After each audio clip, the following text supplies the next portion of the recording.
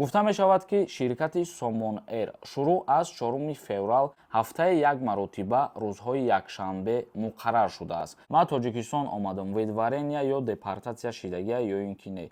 ассалому алайкум ба ҳама нафарҳое ки ҳама рӯза видеоҳои моро тамошо мекунед. тамошобинони азизу гироми қадр, фаромӯш накунед ки мо рӯзи 24 январ финали бозира мондагием. Я 1000 билет ё 1200 донаи дига билет мондагия. имрӯзу пага боварӣ дорам ки бо дастгирии шумо харидорӣ мекунед ва буд мешава. ҳаракат кунед бародарои азиз, охири билетҳои видеоро тамошо кунед ва бахтона бисанҷед. ба 1000 рубл 10 дона билетон метиҳем. дар конкурс шоҳҷоизаҳо Camry D, Camry C ва 199. ин ҳамин номерое ки дар рӯи экран дидесен, дар ҳамин номер картаи Сбербанк ҳастай. Сбербанк ба номи Муҳаммаҷон мебирояд. сумта мепартой ва дар ҳамин номер WhatsApp ҳастай. бо дар WhatsApp-аш чекта роӣ мекунӣ. бидро ба аксия билет бихар ки пушаймон мешавӣ. хоб мегзарем ба қисми мавзӯи асосии имрӯза, оиди зиёд шидани парвозҳо аз ҷумҳурии Тоҷикистон ба чанд самти дигар. оғози парвозҳои ширкати Somon Air аз Хуҷанд ба самти Дубай, Ҷидда ва Истанбул. гуфта мешавад, ки ширкати Somon Air шуруъ аз 4 феврал аз фурудгоҳи Хуҷанд ба самти Дубай, Ҷидда ва Истанбул роҳандозӣ хоҳад кард. аз моҳи оянда сар мешавад аз 4 феврал аз шаҳри Хуҷанд ширкати Somon Air парвозҳои нав муқаррар мекунад ба шаҳрҳое ки мо ном гирифтем. гуфта мешавад, ки парвозҳо аз фурудгоҳи Хуҷанд ба Дубай аз санаи 4 феврали соли равон ҳафтаи як маротиба рӯзҳои якшанбе муқаррар шудааст. инчунин ба иттилооти манбаъ аз 6 феврал парвозҳо аз Хуҷанд ба Ҷидда ҳар ҳафта рӯзҳои сешанбе анҷом дода мешавад. дар ҳамин ҳол парвозҳо аз масири Хуҷанд ба Истанбул бошад шурӯъ карда аз 7 май сурат мегирад ва парвозҳо дар як ҳафта як маротиба рӯзҳои панҷшанбе муқаррар шудагианд. илова бар ин гуфта мешавад, ки ширкати ҳавопаймоии Somon Air шуруъ карда аз 22 январ парвозҳои худша ба Қазоқистон зиёдтар мекунад. яъне айни ҳол аз Хуҷанд ба Қазоқистон ҳафтаи як маротиба рейс муқаррар кардагианд. аз 22 январ дар як ҳафта то 3 маротиба рейс муқаррар карда мешавад. хоб тамошобинони азизу гироми қадр, ин буд як маълумоти нав оиди зиёд шидани рейсҳо. акнун саволҳои шуморо мехонем ва ба саволотон ҷавоб мегардонем. ба ҳаматон як чиза тавсия метиҳам, аз фурсат истифода бубарен.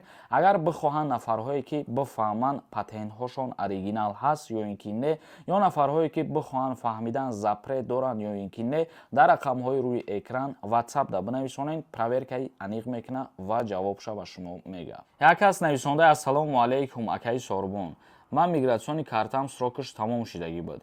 патентам аннулировать шидагӣ буд. милитсия қапид суд бурданд. 5000 штраф кардам, 15 рӯз срок доданд. ман Тоҷикистон омадам, ведварения ё депортатсия шидагия ё ин ки не. дар ҳолате ки ҳалномаи суд мебароранд ва ба шумо муҳлат метиҳанд ки аз Россия берун бибурен, дар ин ҳолат ведварения мешава бародар. як кас нависонда: ассалому алайкум, дар Тоҷикистон билет харидан мешава? бале, шумо дар куҷое ки қарор дошта бошед метавонед ки аз бозии мо билет харидорӣ кунед. дар ҳамон WhatsApp бинависед, картаи тоҷикирам ҳастай. ҳафизов нависондай: ассалому алайкум бародар, мо паспортмона проверка кардаем, маҳкамай. номаълум то кая нишон наметиҳад. чӣ хел кунем нишон бита срокша? айни ҳол дар ватан қарор дорем. куҷоеда проверка мекунем, як гапай ҳамашда. шумо худтон бигӯед чӣ кор кунем? муҳлатша ба шумо ҳеҷ кас гуфтан наметавонад. дар ҳолати проверка кардан бо тариқи системаҳо танҳо ҳамун ҷое ки ҳалнома бировардагиест, суде ки шуморо мақсад ҳалнома бировардагиест, метавонед ки аз ҳамунҷа пурсон бишед. мисол ғайри уҷо ягон кас ба шумо муҳлати ӯра гуфтан наметавонад. як кас нависондаи: ман официални кардам. дина ба ман варақаи договор доданд.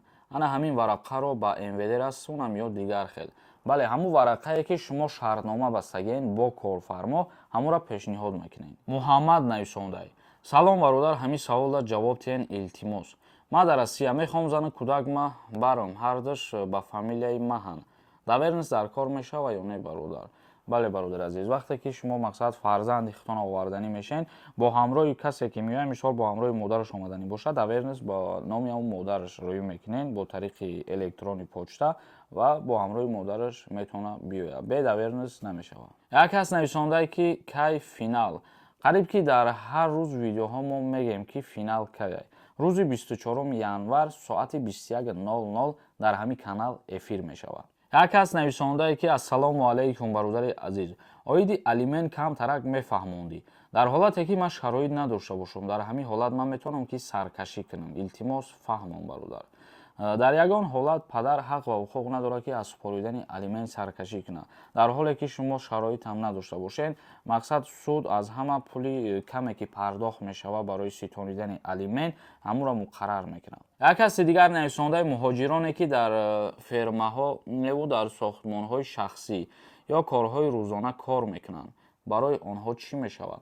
барои нафарҳое ки мақсад часни кор мекунанд ё нафарҳое ки дар ҷои ҳастае ки шаҳрномаи меҳнатӣ баста намешавад кор мекунанд, барои ҳамиё ягон тағйироту иловаҳо бояд ки буброяд. бояд ягон чи гуфта бишавад ки мисол ягон роҳи осонӣ бишавад ба ҳамин одамо. ҳозирашда ҳеҷ ишидагӣ нест ва танҳо ҳам муқаррар кардагианд ки мақсад касе патент дорад бояд трудовой договор бикунад. як каси дигар нависонда ассалому алайкум акаи Сорбон. ман пеш аз соли нав гирифтам патентма. манам бояд уведомление роӣ кунам, маълумот медодем. бале, нафарҳое ки патент доштем пештар, шуморам як моҳ муҳлат дорем ки патенти хитона бо трудовой договортон мақсад ба қайд бигирем. як кас нависонда ассалому алайкум акаи Сорбон. меган аз моҳи феврал граница маҳкам мешавад. ростае?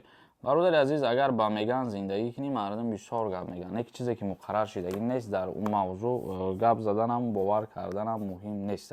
тамошобинони азизу гироми қадр, то наворҳои дигар, худованд ҳамаи мо шуморо нигаҳбон бошад.